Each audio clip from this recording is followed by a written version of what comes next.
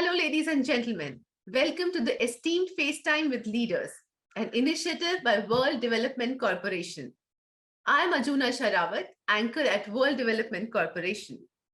FaceTime with Leaders is a platform for industry stalwarts to share their experiences, thoughts, ideas, and best practices in order to inspire one another and future leaders.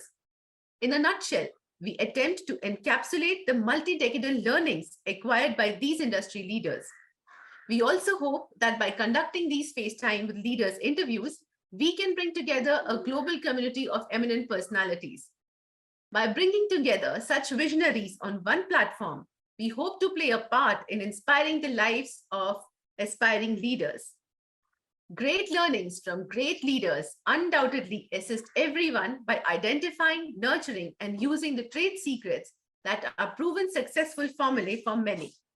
And this is what we aim at by making these sessions a gathering of leaders and a knowledge-sharing community. Today, we have one such leader on FaceTime with Leaders with us, Nivarthi Jayaram. At present, Nivarthi is working as a Chief Data Officer for Societe Generale Solution Centre. He has grown to the position from Transformation Head and a Digital Capabilities and Security Operations Head in his tenure of about 5 years. Throughout his over 35 years of career, he has been handling technological, technical, and data management and digital fronts and bringing about organizational transformations. Having served in the Indian Air Force, discipline, coordination, and camaraderie form an integral part of his behavioral etiquettes. Welcome, Nivarthi, to FaceTime with Leaders. Hi, Ajuna. Thank you. To start with, we would like to know from you, we would actually like you to summarize, give us a brief synopsis of your entire career journey. So I started my journey with the Indian Air Force and served there for almost 23 years before moving into the corporate world. It also involved serving 1 year as part of United Nations peacekeeping mission in Congo, one of the African countries, of course. And I joined corporate world with emphasis as a project manager. So I moved into IT by chance, not by choice.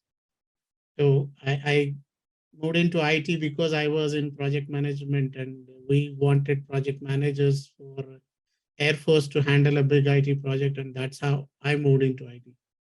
So I joined Emphasis as a project manager and moved on to handle General Motors account there, international operations across 22 countries. And then from there on moved to ANZ. That was my first stint with the banking entity. I handled two of the biggest transformation programs for that organization. And then I've been with Societe Generale for the last 5 years almost. That's in a nutshell about the overall career so far. We would love to know the kind of challenges you would have faced or anything that you would specifically remember, would like to share from like various places that you've worked in. So if I have to say challenges, of course, there have been many and there continue to be. So one of the first challenges or one of the big challenges was, as I said, getting into IT.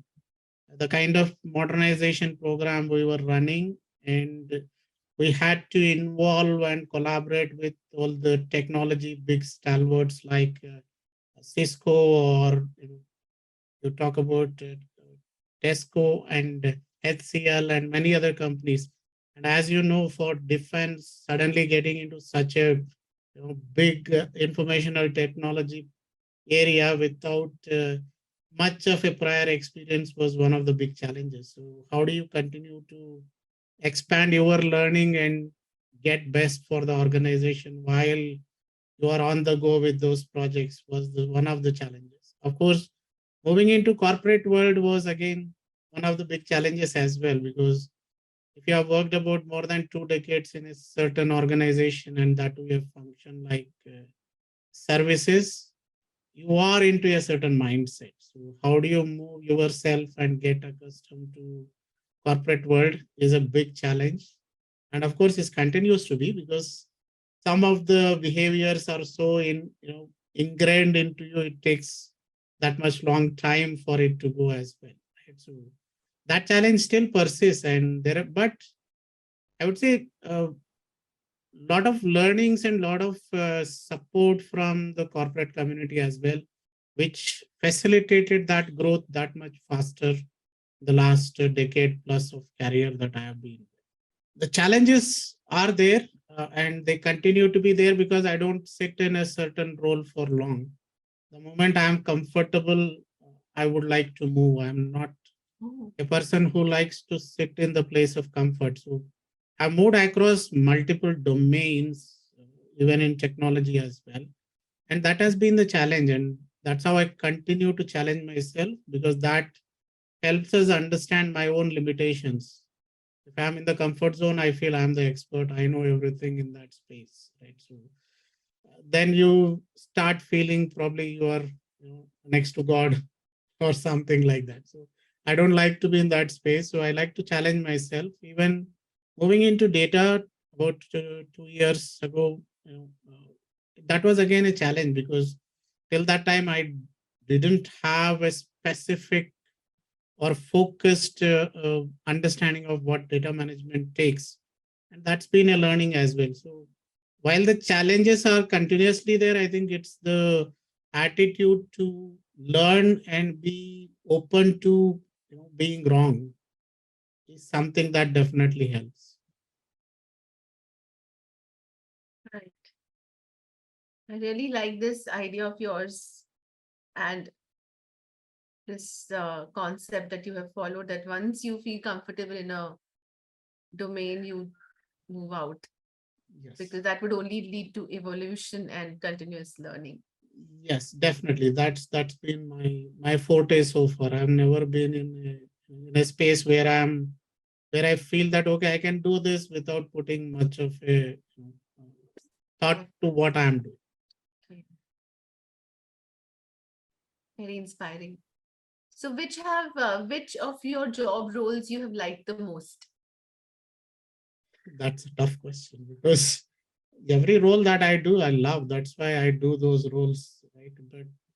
But precisely, I think overall, if I have to say that 1 year on that UN peacekeeping mission was very, I would say, eye-opening, or you can say life-changing as well, because we all feel we have the biggest problems, but when you go and see those situations, I think all, at least for me, all my life's problems don't look any big, because when there is a question of survival every day, I think I'm quite better off wherever I am. So I think that if I have to pick one, that would be the one. So could you, like, what were the learnings from there?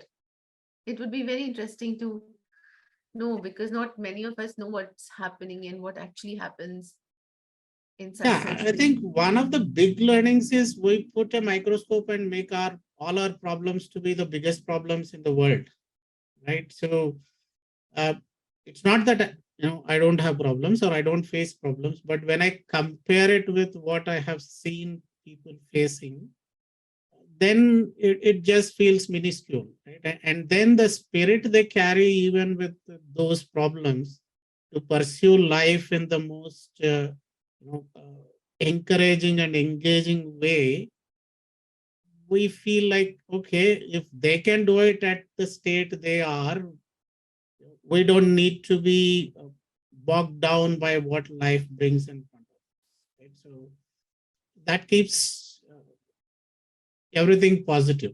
So you are more optimistic. So that's why I say I am the ultimate optimist. Wow.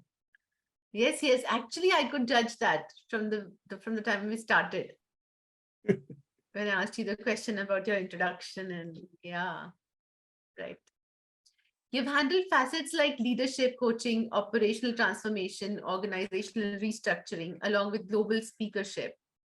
You've also authored some books and articles. How do you manage to handle such otherwise unconnected roles? It's actually not my strength, it's my problem. So I can't focus on one thing for long at a time in a given day. So how do I turn my weakness into probably my strength is what I thought. So that's why I always keep 4 to 5 goals at a time running parallelly. So I can write sometime I can publish videos, sometimes I might be doing thought leadership, sometimes speaking. And that is just to be productive as much as I can rather than probably sitting in front of the TV and binge watching something. So it's actually my my problem that I've tried to convert a bit into my strength. Okay. You've been acclaimed as one of the top 25 thought leaders by Thinker 360. And continuous self-discovery through unlearning is your leadership quote. How you can say you have brought down all your life's learnings to this maxim? I think unlearning was a big factor because that was my first book too. Just to, the point was for me to move from defense, having worked 23 years, to corporate and be as successful as I wanted to be. Most of it, what required was unlearning than learning. So how do you let go of what you have been accustomed to? That's when you are more open to learning. So that is what, if a cup is full, you can never pour something else in it, right? So you have to empty the cup. So how do you empty the cup was a bigger challenge. And that continues to be even today. So and once you are more open to unlearning, and that needs to happen personally, I believe, for whatever role I get into. Right. So what I am doing today, what I have learned, yes, I need to take the learning. When I move into a new role, which is entirely new, I need to let go of my past success and start back from zero. Right. So how do you be at zero as much as you can is the challenge. The moment I feel that, or for anybody, if you feel that, no, I am the expert, you are half dead then and there, right? So you are now trying to prove yourself right than understanding, what right the other person is bringing to the table. So that is how I maximize my potential, and that's what I always advocate. How can you be neutral? How can you be, on ground zero? And that is the essence of my third book that I'm actually writing. Leave your monkey at the door. So how do you leave your monkey that you are carrying on your back with all your accolades at the door when you get into a conversation, and be open to learn what the others are going to bring to the table? Okay. That is when you start understanding people in front of you better, value and respect them for who they are and what they bring to the table. And that's when I can grow myself as well. Very exciting. Looking forward to this third book of yours. Thank you. Nivarthi, since you are now a corporate governance expert, we would like to know what kind of perspectives a global chief operating officer with substantial experience as yours can bring to the table.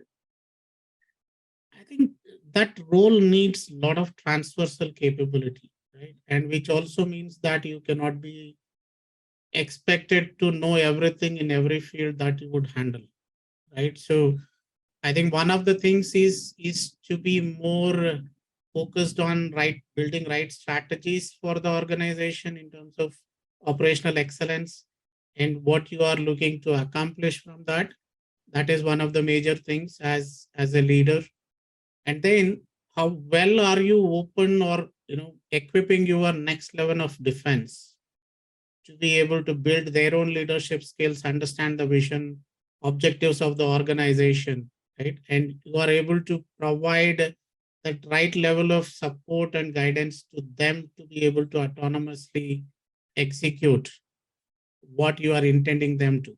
It's not about hanging on to making decisions. And that's where one of the learnings from get from defense is how you develop your leaders across various ranks. And everybody should be able to make the decisions when you are on the field and make the right decisions most of the times, or make decisions and make them right. That's what also something we say, right? So that is one of the major things. How do you enable and equip your team, and how do you build that transversal capabilities across for the organization, and then be able to provide the strategic vision and objectives for the team to deliver upon what the expectations are. I think that is very crucial. So always, one of the things I still remember, the first article I probably wrote is, as a leader,